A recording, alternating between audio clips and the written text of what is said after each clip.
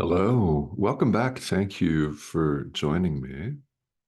We have a special request topic that I wanted to cover today, and it's from my wife, Cindy. I talk about her some of the time here. And well, we're going to talk about her again, with her permission, of course. She's the one that proposed this topic. And before we get into this, it's a very relevant topic for all of us. They all are.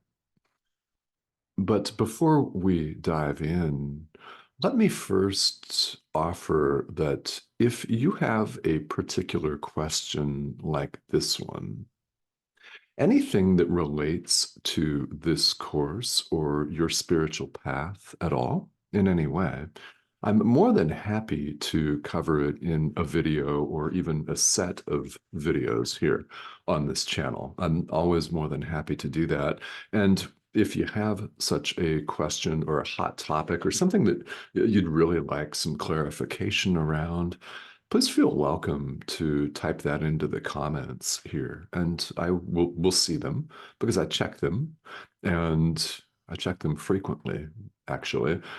So this would be perfect because anything that you're thinking about to this degree, you can guarantee that someone else is thinking about on the other side of the world, or maybe in the same town or city as you, people whom you're not likely to actually meet physically in this lifetime. So, just an offer. I'm always happy to do that.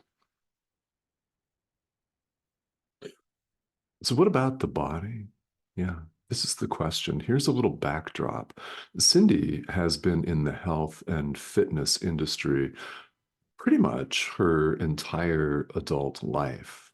For 21 years, she ran and operated a women's health club in McMinnville, Oregon, and she has been a fitness trainer, a yoga instructor, a Pilates instructor, and for the past decade or more has been a health coach in private, her own private practice as a health coach, helping people deal with weight loss issues, and physical health issues and wellness. So she's dedicated her entire career to this.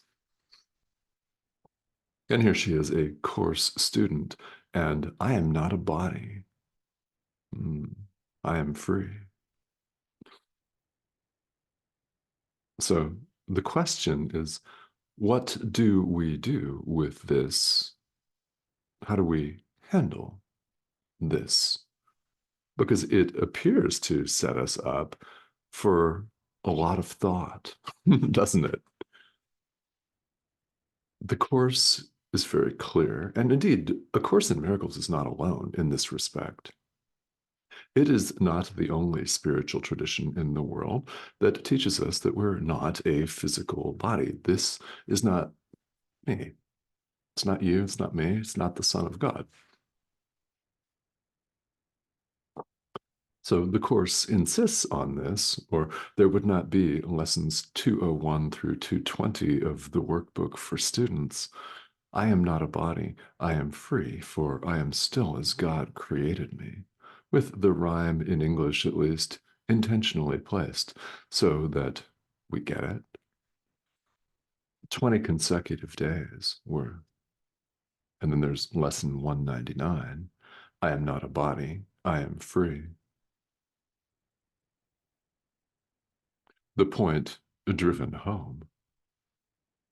And what's directly relevant here is we all deep down know this. We do, or we would not be interested in the spiritual path. I mean, it's worth taking a moment to think about that. We're on the spiritual path because we know there's more to it than this.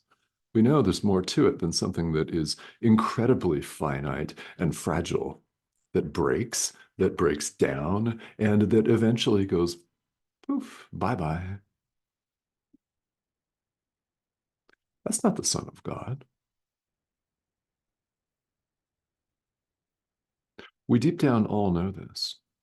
We do, or we would never have formulated the thought or series of thoughts that there's got to be more to it than this. There's got to be more to it than eating, sleeping, and checking email. Of course there is. Yeah. So what do we do when the apparent apparent reality of the world presents us with this thing's needs and its shortcomings, its sicknesses, its broken bones, its metal plates in a hip, for example, things like that. The world appears to be our reality, and we've mistaken it as such. So this can present a series of practical questions for the spiritual student. I mean, it does. It produces a host of questions for the practitioner because it's very, very tempting for people to run off into the mindset of, okay, well, this isn't real. Why should I care? I'm just going to go to the couch and hit the bong,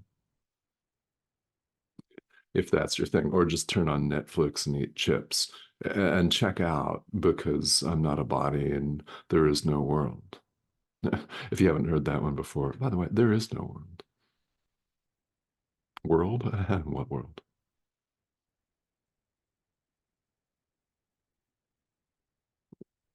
It's not our home. Anything that changes, anything, anything at all that changes or transforms in any way is not of God. God is constant and eternal and not a human being.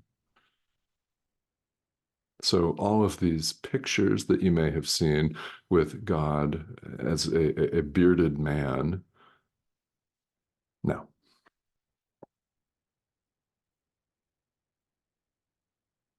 So we all deep down recognize this.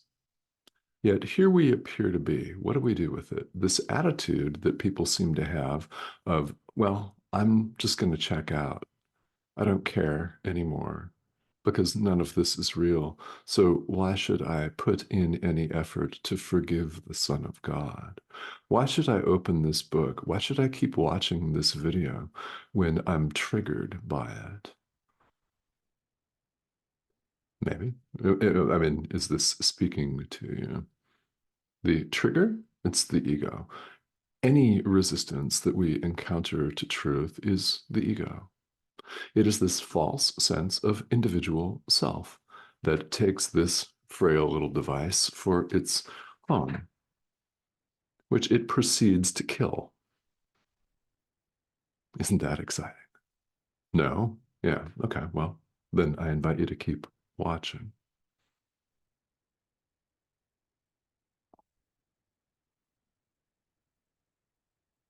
The attitude that I'm just going to check out doesn't help.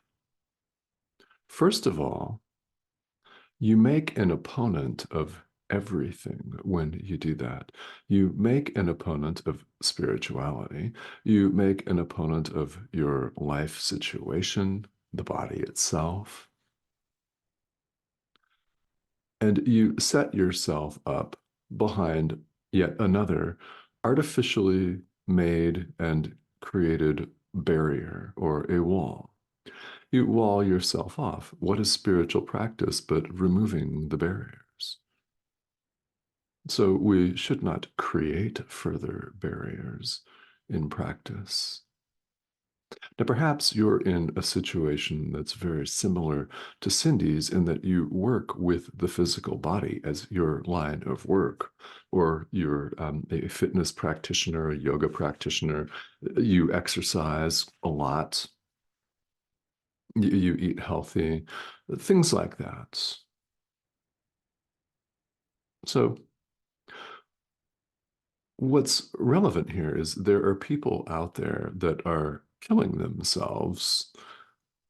They're killing the body due to their choices. We see it all the time. Due to their choices of what to eat and not eat, what to drink and not to drink, the toxic chemicals that they put or don't put inside the communication device, which we'll come back to that communication device. Yeah, people make all kinds of choices. And well, as a health coach, one runs into all kinds of, well, issues with people's blockages, which they're imposing themselves in the mind. It is mental. Mind is the cause, the body is an effect. And this is straight out of A Course in Miracles. Now, if you're new to this course, you may be hearing some things that you think are wild and fanciful, and well, you may not believe them at first viewing. Well, not a problem. You may not believe them at the 100th viewing either. But whether you ever tune into this series of videos or A Course in Miracles, again, you're going to hear it again. You're not a body, and you know that. You do. So what do you do here? Everybody thinks that they're a body here in the world. We assign ourselves artificial things like a name, for example. What is that anyway but a label? We made it up. It's a collection of sounds we've gotten together and given everything all of the meaning that it has. If you've done the workbook for students, remember those early workbook lessons where you thought, what in the actual is Jesus even talking about? WTAF? Come on, man. Nothing I see on the street means anything. This nose does not mean anything. That rug does not mean anything. This camera does not mean anything. This shirt does not mean anything. What are you talking about? Remember having those discussions with yourself? See, we start with the basics when we change our mind. Every single lesson in the workbook is placed deliberately and, well, perfectly. Consider the source, yeah, and timed so that we will begin the gradual process of undoing and loosening everything. We're losing our grasp. We're giving it away.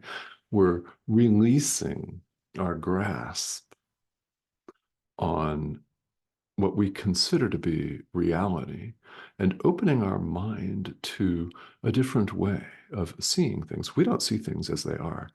This course teaches us to see them as they are.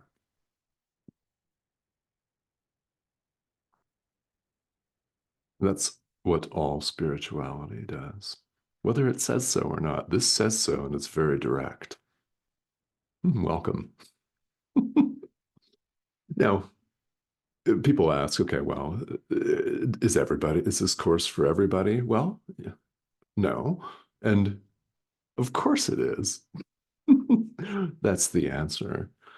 Not everyone in the world currently, right now, here today, is going to be drawn to this.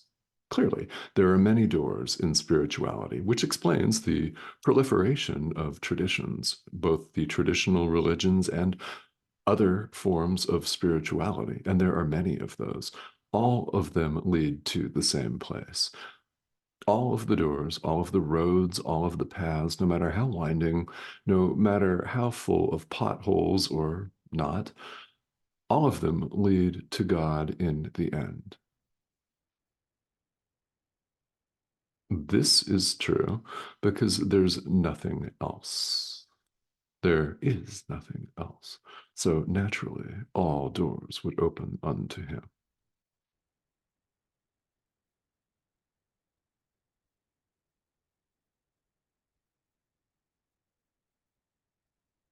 What we do in any situation in life is work on the mind. Mind is the cause, the body is an effect. All work on our physical health is mental. Changing an eating regimen, changing our diet, changing an exercise regimen is done at the level of the mind. We choose to. What follows suit? This follows suit. We don't see it this way in the world. Well, we've got it upside down and backwards. Let's turn our perception right side up. It's a mindset.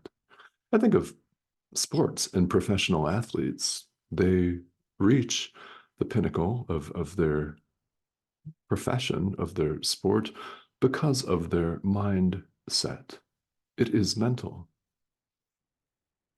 Golf is mental. Yeah, there's the swing and swing mechanics. It's mindset.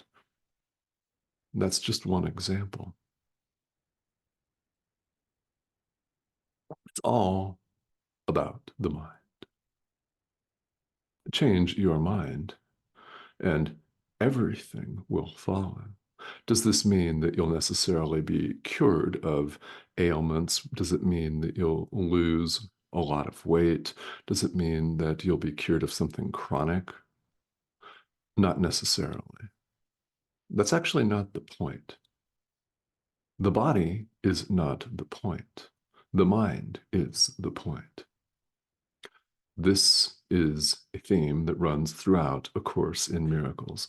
The mind is the point.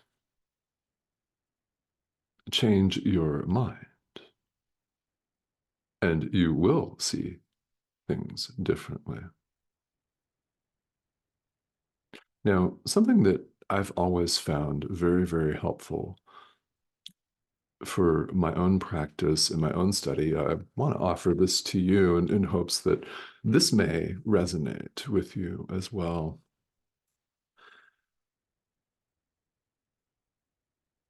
This is a communication device.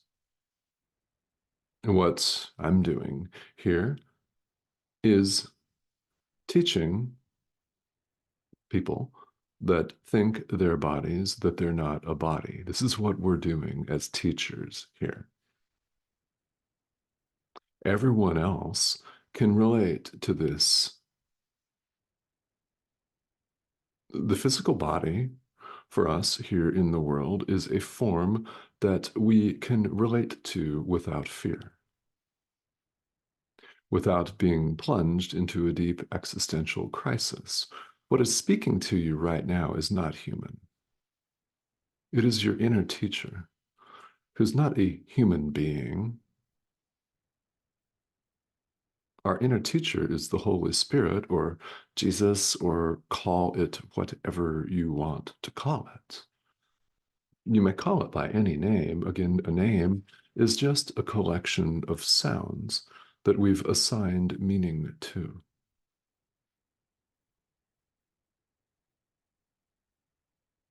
When something lands for you, it's your inner teacher, who is not a physical body either. So what do we do? Well, this appears to be a physical body. In fact, this is a computer screen that you're looking at. This is a pixelated image. I'm fond of saying this. You may have heard me say this dozens of times. What you see before you is a pixelated image on your screen. Of course it is. It's an assemblage of electronic dots. When something lands, it is the Holy Spirit. And you're still watching this video because something has either already landed or it's about to, and you're meant to hear it. So we would all really do very, very well indeed to pay attention to that. It's important that we do. There are no accidents. So while you appear to be here, people can relate to your configuration of pixels, so to speak, right? You look like a man or a woman, a human being, and people can relate to you without fear, without being plunged off of the existential cliff by a blinding flash of light that would threaten the very foundations of everything they think that they are. And here's the deal. Here's something that is very well worthwhile as a practical day-to-day, moment-to-moment matter. There are people out there that can relate best to you. They will hear the Holy Spirit better through you than they will through me or through anyone else. You're meant to reach them. And if that isn't a worthy reason for keeping the communication device in as good a shape as you possibly can, I don't know what is. You're meant to reach these people. Now, it doesn't mean that you have to do as I do and turn on a camera and microphone and give public talks. This is my own personal directive. Yours may look very differently, and that's going to depend on your station in life, the people that you're meant to reach. For starters, where you are, what you happen to do for work, if anything, where you find yourself. Those are all differences in outward form. The content, extending love to the Son of God, is exactly the same. It just appears to take many forms. So we keep the communication device in as good a shape as we possibly can. I mean, if you like to exercise, you don't have to quit exercise. I mean, let's not go back to the couch with that mentality of none of this matters, so I'm going to check out. No, don't do that. I doubt very strongly that the Holy Spirit will call you to check out and abandon your brother. Quite the opposite, right? So if you exercise, keep doing it. If you like to eat healthy, eat healthy. In all things, do as you're instructed. Do as your inner teacher suggests. Because there are people out there that need you, and they will hear the Holy Spirit best through you. Even if it's just you're comforting them or you're smiling at them, kindness, love, your forgiveness, whatever the outward form is, the outward forms vary wildly. There appear to be 8 billion of these, after all, and counting. There are more than that. There appears to be multiplicity. So the outward form is going to vary wildly, but the content is one and the same. Extend love.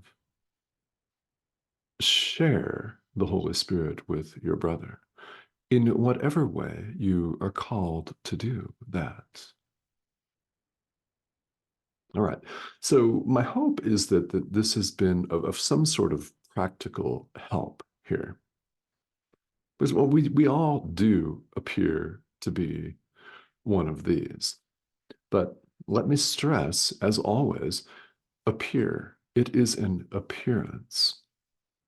What is directly irrelevant to spiritual practice and therefore life in general, all of it, is the mind, which cannot be bypassed or gotten around because it's the cause.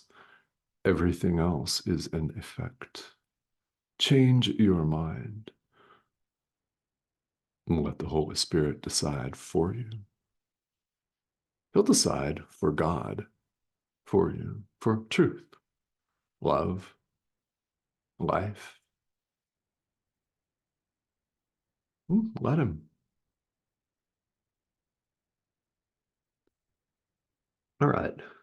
So, as talked about before, if you have specific questions, please feel welcome to leave them, whether it's about this video or whether it's a topic for further consideration. I'm always willing to pause whatever it is we're doing in the text, which will be there when we get back, to talk about issues and questions that are coming up for you live. That's a very useful way to use this technology. So if you have those questions, please feel welcome to leave them. And if you have not yet subscribed, please do that. This is the subscription prompt here in the corner of your screen. Just click that, hover over that arrow, and join us. Thank you to all of you who have recently joined us. There have been a number of you in the past couple of days.